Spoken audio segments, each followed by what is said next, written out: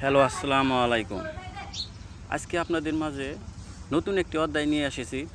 দেখতে পাচ্ছেন আমার সামনে একটি চমৎকার একটি কবুতরের ঘর দেখতে পাচ্ছেন। অনেক সুন্দর একটি কবুতর ঘর বানানো হয়েছে। আপনারা চাইলে ওই ঘরটি বানাতে পারবেন। আমি আপনাদের মাঝে খরচ বলে দিব, কত টাকা খরচ হয়েছে, এটা টোটাল কত জোড়া কবুতর রাখা যাবে এবং ভিতরের অবস্থা কেমন সব কিছু আপনাদের জানিয়ে দেওয়া হবে এই ভিডিওর মাধ্যমে।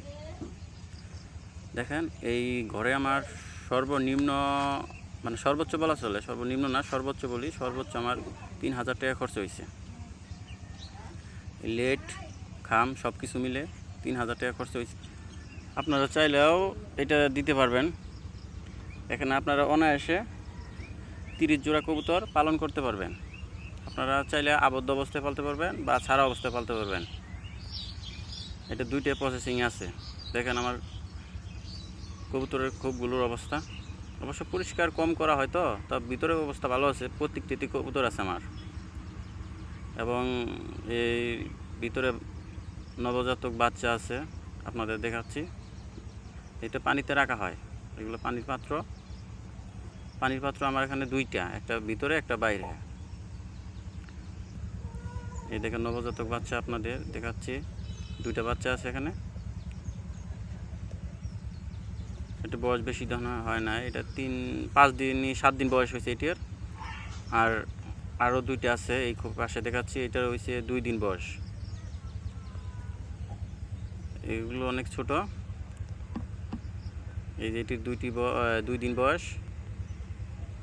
আর ও পাশেও আছে, ও পাশে ডিম আছে 3টাতে। দেখেন আমার কোপের অবস্থা। আর ঘরটি অনেক পরিপূর্ণ। এই যে আমার কবুতরগুলো বাইরে ভিডিও করতেছি, তো তার জন্য ভয়ে বাইরে চলে গেছে।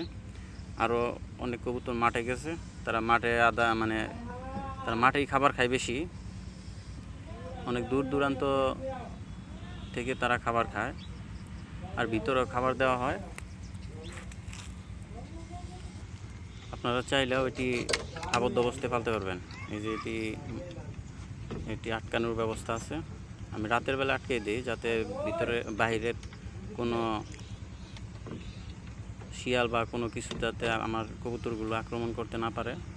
আপনারা চাইলে পার্মানেন্ট এটি আটকিয়ে পালতে পারবেন এবং ছাড়া অবস্থায় পালতে পারবেন। আমরা এটি গ্রামের মধ্যে করা হয়েছে, তো তার জন্য আমি এটি ছেড়ে লালন পালন করতে পছন্দ করি, তাতে একটু খাবার একটু কম লাগে, কবুতরগুলো সুস্থ থাকে। চতুর্দিকে